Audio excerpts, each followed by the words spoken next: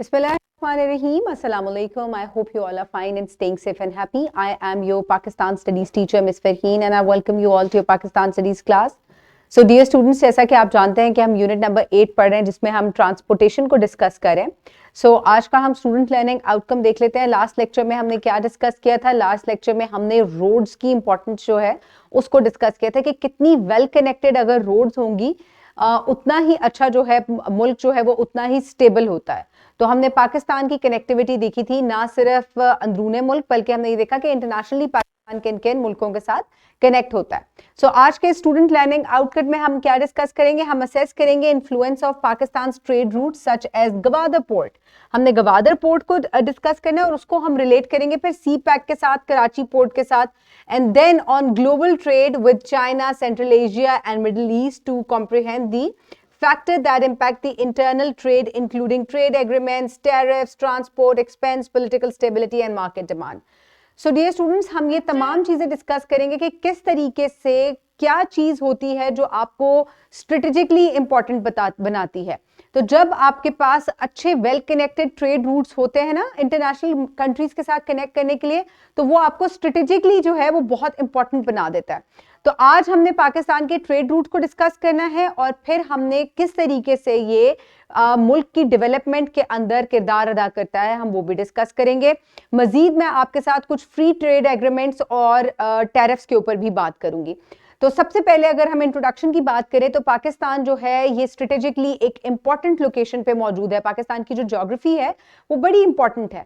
पाकिस्तान जिन ममालिक के दरमियान में मौजूद है, इसके ईस्ट और वेस्ट जो मुल्क मौजूद है वो इसको बहुत इंपॉर्टेंट बना देते हैं.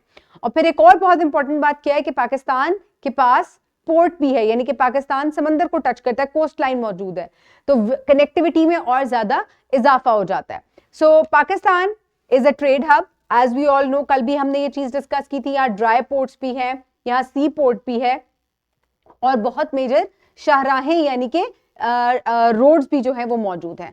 और मेजर इंफ्रास्ट्रक्चर प्रोजेक्ट्स जैसे कि गवादर पोर्ट और सी पैक जो है इन्होंने पाकिस्तान की ट्रेड अपॉर्चुनिटीज को ना सिर्फ ज्यादा किया है बल्कि पाकिस्तान को स्ट्रेटेजिकली बहुत ज्यादा जो है उसकी इंपॉर्टेंस को भी बढ़ा दिया है. तो अभी मैंने ये मैप आपकी ही किताब से जरा हमने आपको याद होगा कि सेकेंड चैप्टर में आई गेस हमने ये मैप देखा था और उस मैप में हमने क्या देखा था कि पाकिस्तान जो है वो कहाँ मौजूद है. पूरा एशिया का मैप है, पाकिस्तान साउथ एशिया में मौजूद है, राइट. और पाकिस्तान के हमसाया ममालिक का तो हमें पता है कि China, Afghanistan, India, Nepal, Bhutan, Iran जो है ये इंडिया, अफगानिस्तान, ईरान और चाइना जो है ये इसके नेबरिंग कंट्रीज में आते हैं. लेकिन आपको याद अगर हो तो मैंने जब आपको ये चैप्टर पढ़ाया था तो मैंने आपको बताया था कि पाकिस्तान स्ट्रेटेजिकली किस लिए इंपॉर्टेंट है कि पाकिस्तान के एक तरफ मौजूद है पॉपुलेशन रिच कंट्रीज जैसे कि चाइना और इंडिया और दूसरी तरफ मौजूद है पाकिस्तान के ऑयल रिच कंट्रीज, राइट. तो जो जितने भी पॉपुलेशन रिच कंट्रीज होते हैं उनको रिसोर्स की तलाश होती है. तो ये जो बड़े बड़े पॉपुलेशन वाले कंट्रीज हैं इनको गुजर कर अगर ऑयल के लिए एक्सेस करने जाना है तो इनको सबसे छोटा रास्ता पाकिस्तान से होकर जो है वो गुजरता है जैसे कि चाइना के लिए. और इसी वजह से उसने सी पैक का जो रास्ता है उसको डेवलप किया. तो ये पाकिस्तान को स्ट्रेटेजिकली बहुत ज्यादा इंपॉर्टेंट बना देता है. तो इसी को हम आगे लिंक करते हैं कि इन्फ्लुएंस किस तरीके से होता है, आपकी कनेक्टिविटी किस तरीके से इनहांस हो सकती है. तो आप ये देखिए कि ट्रेड रूट्स इनहांस कनेक्टिविटी. जो पाकिस्तान के ट्रेड रूट्स हैं उन्होंने पाकिस्तान की कनेक्टिविटी को चाइना से जोड़ा है और फिर चाइना क्योंकि सेंट्रल एशिया तक पहुंचना चाहता है क्योंकि ये ऑयल रिच कंट्रीज है यहाँ पर सारे, तो यहां से भी पाकिस्तान कनेक्ट होता है और मिडिल ईस्ट तक भी चाइना रसाई हासिल कर सकता है. और ये कहां से आता है? ये ट्रेड रूट पाकिस्तान से होकर ही गुजरता है, राइट. अभी इसको आगे मैं आपको मैप भी दिखाऊंगी, राइट. उसके अलावा फिर मुख्तलिफ जो बड़े ममालिक होते हैं वो आपके मुल्क में इन्वेस्टमेंट करते हैं क्योंकि उनको भी फायदा होता है और इस तरह से आपके मुल्क को भी फायदा होता है. जॉब्स आपके लिए नई नई निकलती हैं, अच्छे ट्रेड रूट्स मिलते हैं, पाकिस्तान जो है या मुल्क जो है वो डेवलप होता चला जाता है. तो इसी तरह का एक बहुत बड़ा जो प्रोजेक्ट है वो सी पैक के नाम से, जिसको आप कहते हैं चाइना पाकिस्तान इकोनॉमिक कॉरिडोर, वो आगाज किया गया है जिसका यानी कि जॉइंट वेंचर है पाकिस्तान और चाइना का, जिसमें एक रोड है जो कि चाइना से शुरू होती है और जाकर गवादर पोर्ट तक खत्म होती है. और इसकी क्या वजह है, क्या इसकी इंपॉर्टेंस है वो भी मैं आपको भी समझाती हूं. तो अभी सबसे पहले हम गवादर पोर्ट की बात करते हैं। एक तो गवादर पोर्ट की पोर्ट सिटी वैसे ही बहुत इंपॉर्टेंट होते हैं क्योंकि ये आपको इंटरनेशनल ट्रेड में हेल्प करते हैं। इसके अलावा गवादर पोर्ट दुनिया का वाहिद ऐसा पोर्ट है, या आप कह सकते हैं it is one of the deepest sea ports. Deep sea port होने का मतलब यह है कि जो जहाज यहां पर आते हैं, तो बड़े जहाज जो कि बहुत ज्यादा सामान लेकर आ रहे होते हैं, वो भी बाआसानी यहां पर एंकर कर सकते हैं। ठीक है, ये कोई ऐसी रिस्ट्रिक्शन नहीं है कि इतना बड़ा जहाज जो है वो यहां नहीं आ सकता। क्यों? क्योंकि हमारा पोर्ट जो है वो डीप नहीं है, राइट? तो गवादर पोर्ट जो है it is one of the deepest sea ports, और इस वजह से ट्रेड में ये बहुत हेल्प करता है। इंटरनेशनली भी यहां बड़े बड़े बहरी जहाज आते हैं, और आप ये सोच सकते हैं कि जितना जल्दी एक ही जहाज के ऊपर सामान लोड हो जाएगा उतनी ही अच्छी बात है, क्योंकि आपका टाइम भी बचेगा, आपका रिसोर्स भी बचेगा। तो आपका गवादर पोर्ट जो है ये अरेबियन सी पर वाक़ है, and it is a crucial very important global trade gateway, क्योंकि ये पाकिस्तान को कनेक्ट करता है चाइना के साथ, और मजीद कनेक्ट करता है सेंट्रल एशिया और मिडिल ईस्ट को भी। और ये क्या करता है? ये ट्रेड को और हमारी इकोनॉमी को बूस्ट करता है। अब Pakistan China economic corridor Gwadar port पर ही मौजूद है, यानी कि इसका क्या मतलब है कि गवादर पोर्ट जो है ये चाइना पाक चाइना इकोनॉमिक कॉरिडोर या सी पैक की एक कड़ी है। मैं आपको आगे मैप से दिखाती हूं।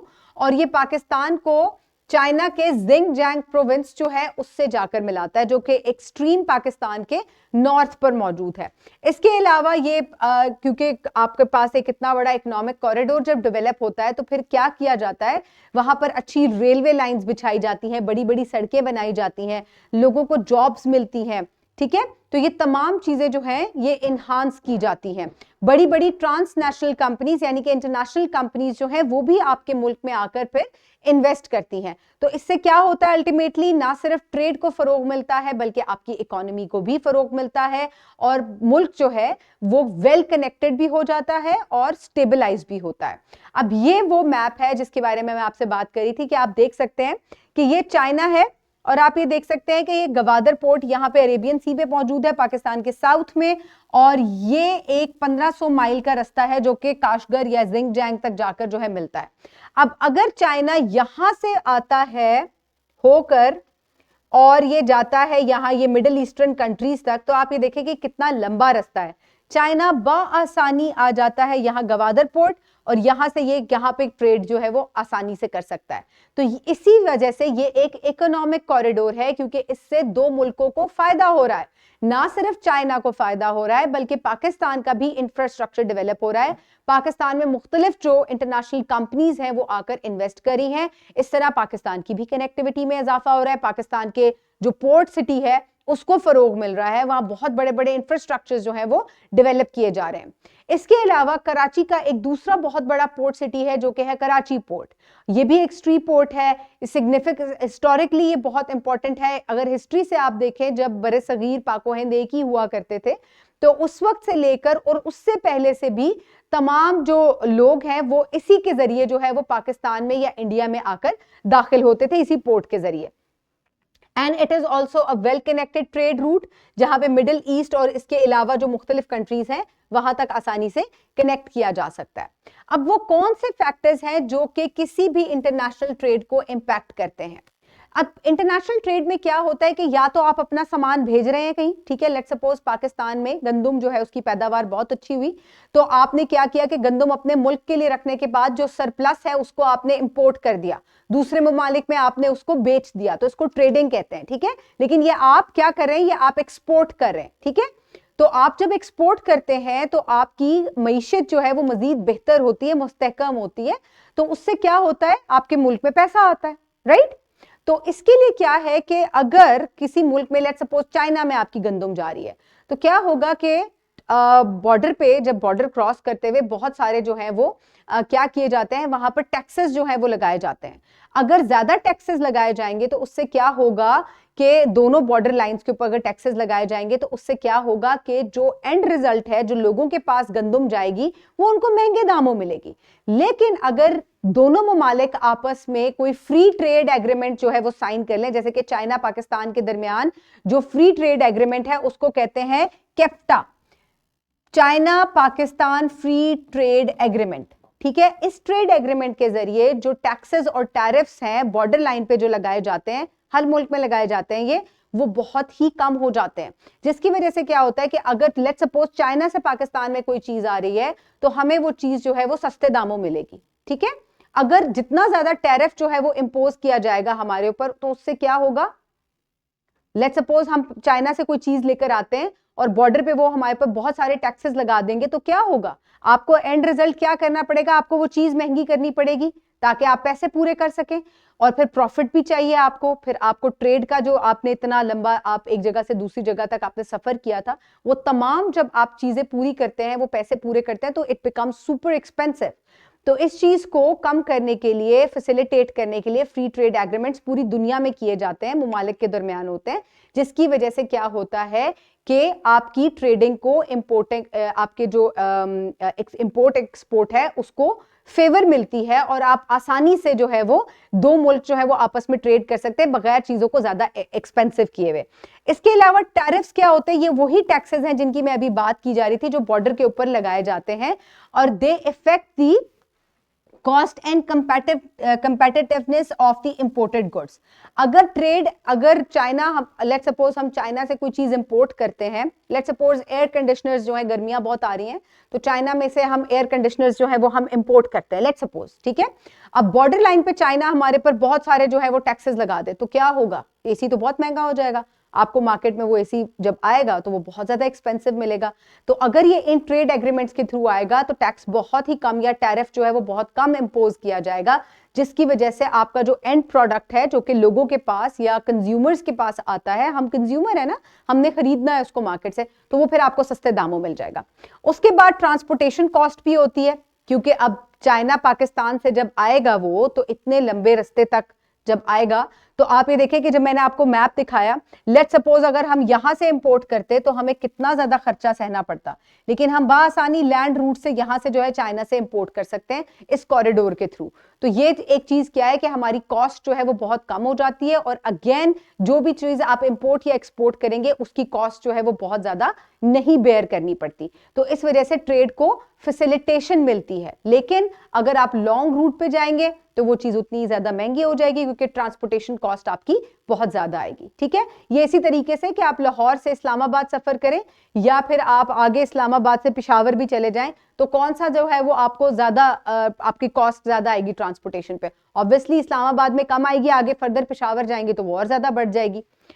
Okay, supports rural development and poverty reduction, sorry, अच्छा, पॉलिटिकल स्टेबिलिटी के अंदर भी हेल्प करता है, essential for secure and reliable trade routes, again आपकी जो मार्केट डिमांड्स हैं वो भी एक्सीड करती हैं। अगर प्रोडक्ट का फ्लो रहेगा, चीजें जो है वो स्ट्रीमलाइन रहेंगी, यही ट्रेड एग्रीमेंट्स जो हैं ये फिर क्या करते हैं, ये आपको सपोर्ट करते हैं, फेवर करते हैं, और आपकी जो मार्केट है उसके अंदर डिमांड जो है वो ज्यादा हो जाएगी। ऑब्वियसली जो चीज आप क्वालिटी की भी देंगे और उसके बाद उसकी प्राइस भी कम है, तो उसकी मार्केट में डिमांड जो है वो बढ़ जाएगी। अब इन तमाम चीजों का क्या इंपैक्ट होता है, impact of transportation on development क्या होता है कि reduces the transportation cost and boost economic activity. आप इसी तरीके के अगर कॉरिडोर्स होंगे तो क्या होगा, उनसे ट्रांसपोर्टेशन कॉस्ट कम होगी और इकोनॉमिक एक्टिविटी बढ़ जाएगी। And they also going to expand trade by connecting markets and production centres, and they also support rural development and poverty reduction.